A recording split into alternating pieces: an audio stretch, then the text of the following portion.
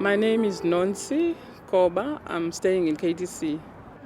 I'm working in a primary school as a teacher. I'm teaching grade 2s. My dad is coming from a very rich family. His dad had a farm, but because of apartheid, my granddad had to leave that farm and live in a certain area. That's when things started to be not going well. My name is Kevin and I'm from Edinburgh. I'm 17 years old and I have 2 brothers, 2 sisters. Younger than me, I'm the oldest. Some stuff really concern me back home about my family.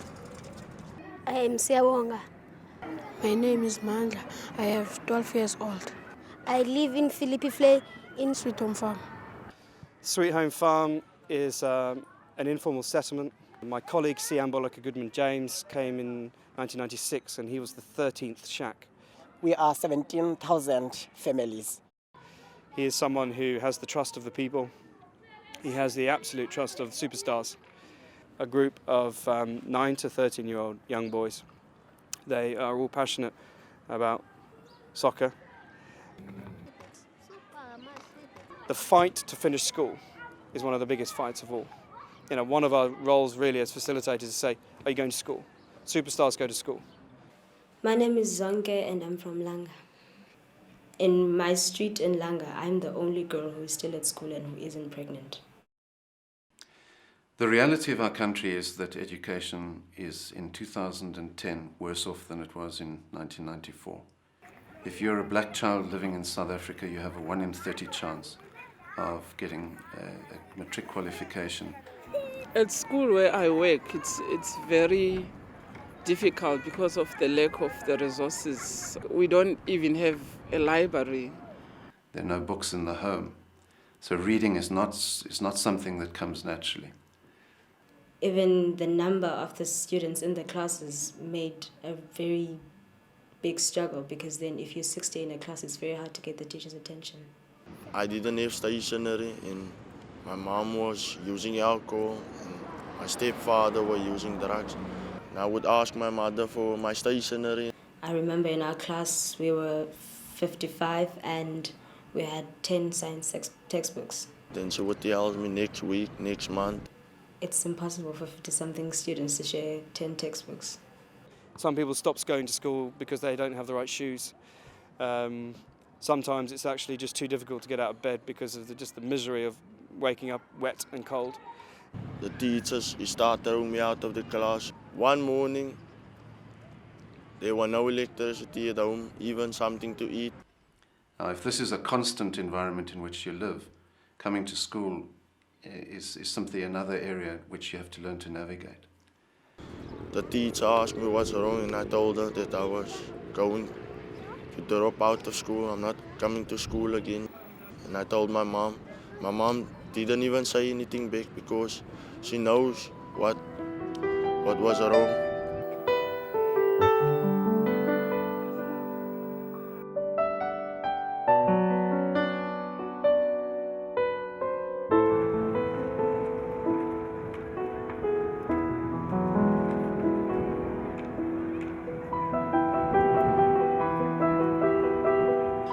We don't have water, we don't have toilets.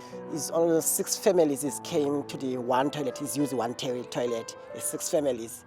Sometimes the taps are full because there are many people around the area. In the winter time, we are in a flood every year.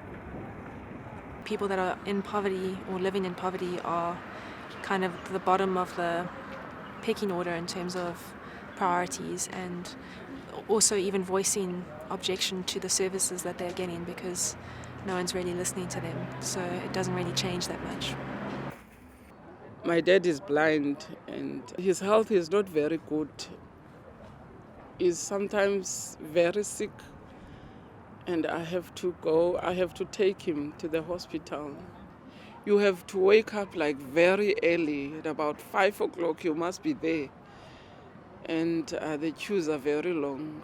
The doctor-patient ratio in this area is around about 1 in 3,000.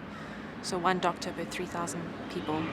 Yeah, there's a lot of people they get sick here, more especially TB and HIV. HIV and poverty are a very unfortunate combination. If I, as a woman, a single woman, meet a guy, and then this guy is working, and I'm not working, so he will be able to provide for me, and I would take him on, whether I know he's got another partner or not. As long as he's going to be supporting me, then that would be great for me. So that's how poverty connects with the whole thing. When you are malnourished to start with, and you have, say, a disease like HIV/AIDS, which is a disease within itself that will cause you to become malnourished, it sets up a very vicious cycle where it's very difficult to alleviate someone out of that. A lot of our patients are unable to afford proper food, so they'll try and take the tablets on an empty stomach. They're not able to, and then because they feel so sick, they won't take their treatment and they default their antiretroviral therapy.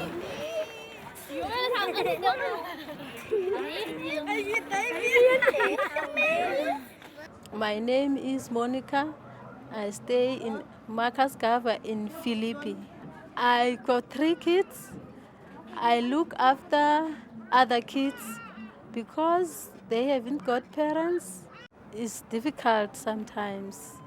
When I came to Cape Town, I couldn't understand why people can live in such places. It used to be like a place where the pigs live. Seven people in the house, and there's 1 bedroom. I live with my sister because I'm not working. There's no transport, it's far away.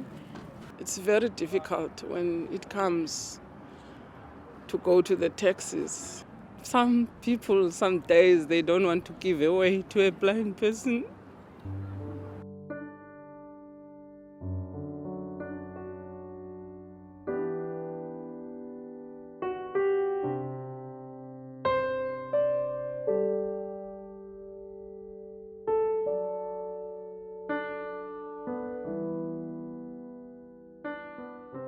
Most of my family members, they are actually alcohol abusers.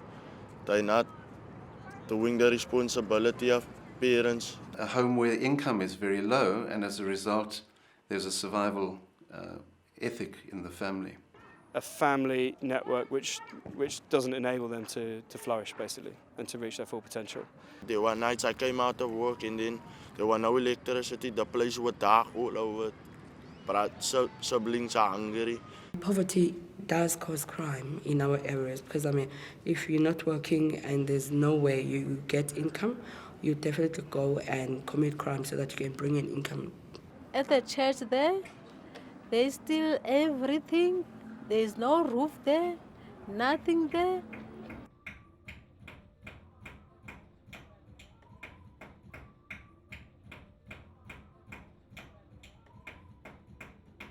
My name is Danny. I had marital problems. The stress that I had, and that affected my job.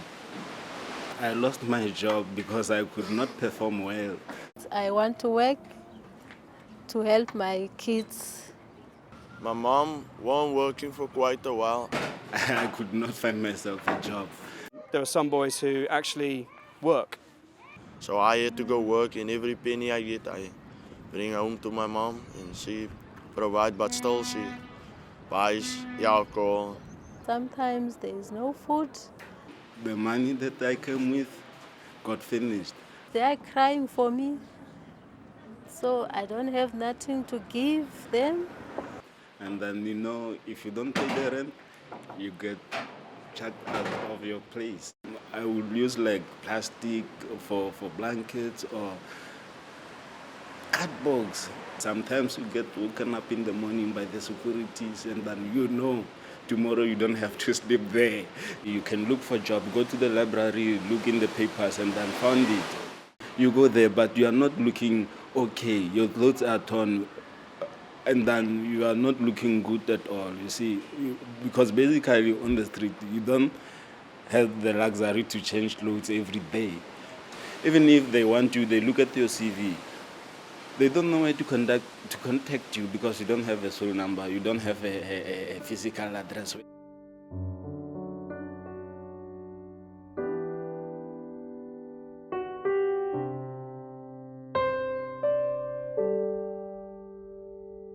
It did not discourage me to be out there. I hang on until the last moment. I know that God will make a change in my life.